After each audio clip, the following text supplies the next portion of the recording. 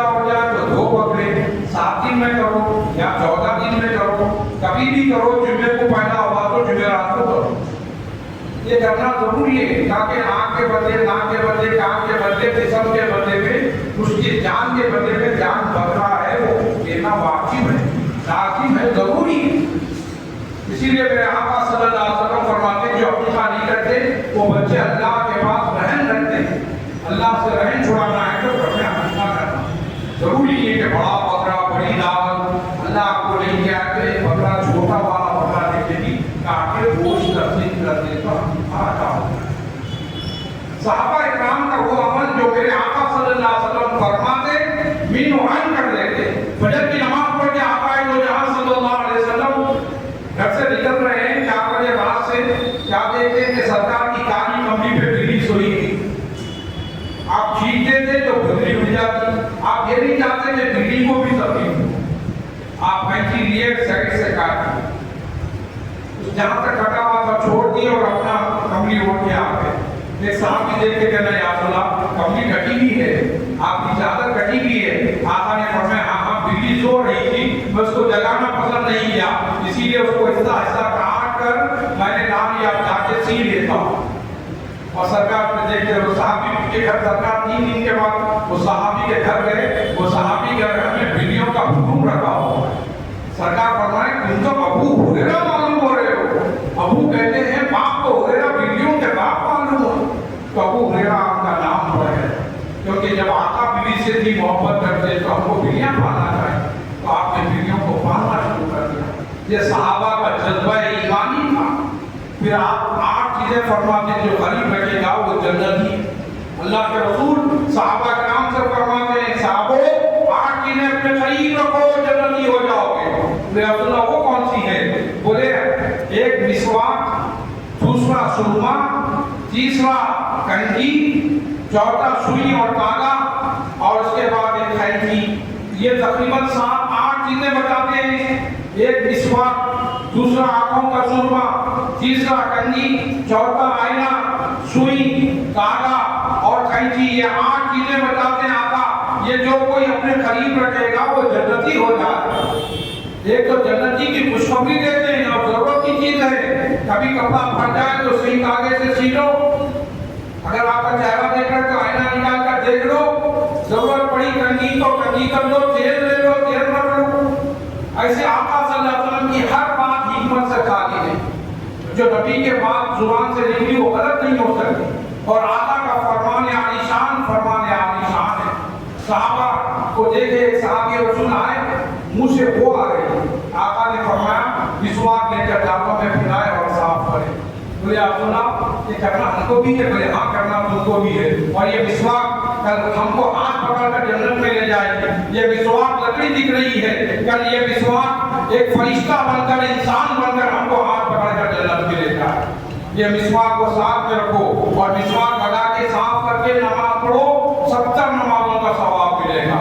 اور اس کا احترام کرو، اس کی عزت کرو. مسواک تمہارے لیے جنت کا ضامن بنے گا. آقا صلی اللہ علیہ وسلم کو مسواک، تو لوگ مسواک جنت لے جانے والے مانتے ہیں اور آقا کو شفیع نہیں مانتے، آقا بخشنے کے نہیں مانتے. کتنی افسوس کیا، نبی کی بات کو مان رہے ہیں، نبی کو ذات کو ماننے نہیں کہا کر رہے ہیں. اب بولنے لگ رہے ہیں بہت زیادہ واٹس ایپ یوٹیوب پہ بہت چل رہا ہے، گوگل پہ بہت چل رہا ہے کہ بڑے بڑے مفتیاں اس پہ بحث کر رہے ہیں نبی ان پڑھ ہے معاذ اللہ. ارے اس کے اوپر بہت سے علماء آج سے کئی سو سال پڑھے کرتے ہیں. بتانے کی بات یہ ہے ان پڑھ کا مطلب امی کا مطلب وہی نہیں ہے. ام القرآن ہے. قرآن اللہ نے رسول اللہ صلی اللہ علیہ وسلم کو عطا کیا. سب سے زیادہ پڑھے لکھے اللہ کے رسول ہیں اور کسی سے نہیں پڑھے، دنیا ان سے پڑھی اور وہ اللہ سے پڑھے. جو اللہ سے پڑھے اس کو کس سے پڑھنے کی ضرورت؟ اور اللہ تعالیٰ نے حکمت رکھی کہ اے محبوب آپ قلم مت لو، قرآن آتے رہے گا. کہیں لوگ تم کو تمہارا قرآن سمجھ جائیں گے. قرآن تمہارا نہیں، ہمارا قرآن ہے. کلام اللہ ہمارا ہے اور لوگ تم بیٹھے بیٹھے قرآن لکھیے بول کے تم کہاں نام لے لیں گے. تم قلم ہاتھ میں مت لو، بلکہ ہم یہ اعلان کرتے ہیں کہ محمد صلی اللہ علیہ وسلم تم کی بشر ضرور ہے تمہارے ساتھ اٹھتے بیٹھتے کھاتے چلتے، لیکن وہ ایسے بشر نہیں، وہ خیر البشر ہے، وہ افضل البشر ہے، وہ یقیناً ان کے بشر کا عالم اونچا ہے، عام بشر اور ہے، اور یہ بشر کو وحی آتی ہے۔ اللہ کے رسول صلی اللہ علیہ وسلم کا بہت عمدہ مقام، اونچا مقام، اعلیٰ مقام۔ ایک صحابی رسول کو سرکار نے طلب فرمایا فلاں صحابی کو بلاؤ، تو فوراً وہ صحابی آئے ڈرتے سرکار نے فرمایا بیٹھو، بیٹھ گئے۔ سرکار نے دریافت کیا کیا تم اپنے اونٹ کو بہت تکلیف دیتے ہیں؟ بولے ہاں یا رسول اللہ، تمہارا اونٹ یہاں بیٹھا ہوا ہے، اونٹ رو رہا ہے، اونٹ دریافت یہ کر رہا ہے کہ شکایت کر رہا ہے میرا مالک کام بہت دیتا ہے، کھانا کم دیتا ہے اور مجھ پہ ظلم کرتا ہے، مارتا ہے، اور ایک دو نہیں کئی برس سے میں اس کو جھیل رہا ہوں۔ اب میں ضعیف ہو گیا ہوں تو پلان بنایا جا رہا، مجھے کاٹ کے ٹکڑے کر بھون کے جلا کے کھا دیا جائے۔ یا رسول اللہ کیا یہی اسلامی تعلیم ہے؟ سرکار نے مسکرایا یہ تو غلط ہے، ہم بلا کے پوچھتے ہیں، اور صحابی تسلیم کیے میں نے ان پہ ظلم کیا، مجھے نہیں پتا تھا کہ میں نے جزا کم پڑی اور کم دیا، ہاں اس سے کام بہت دیا، اب کیا کرنا چاہ رہے ہیں، اب کیا سزا دیتے ماں پیارے آقا آپ دیکھ سکتے ہیں؟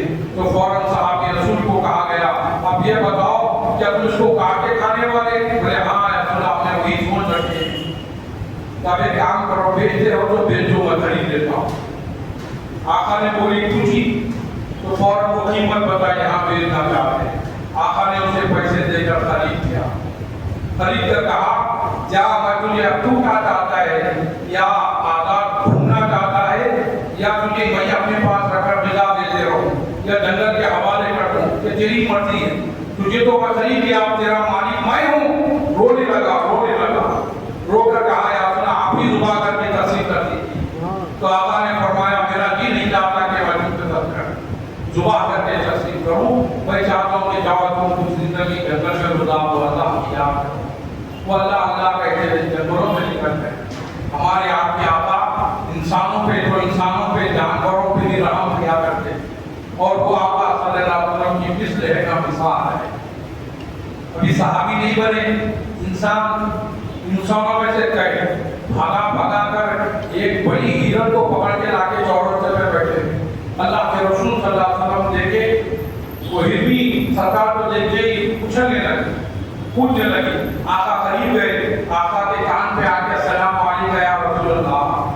سنو ہرن نبی پہ سلام بھیج رہی ہے، اور وہی ہرن کہہ رہی ہے کہ یا رسول اللہ مجھے بھگا کر مجھے پکڑ لے آئے ہیں، میرے معصوم دو بچے صبح سے کچھ نہیں کھائے بھوکے ہیں، شام ہو گئی ہے، اگر اجازت دے آپ ذمہ لے لیں، میں جا کر بچوں کو دودھ پلا کر آتا۔ آقا ہرن کی مصیبت پریشانی سنتے اور وہ ہرن پکڑنے والوں سے کہتے ہیں ایک کام کرو، اس ہرن کو چھوڑ دو اور وہ جا کر آئے گی، میں اس کا ذمہ میں لیتا ہوں۔ وہ دو چار انسان جو تھے وہ ہنسنے لگے، یہ مسلمان نہیں رہے،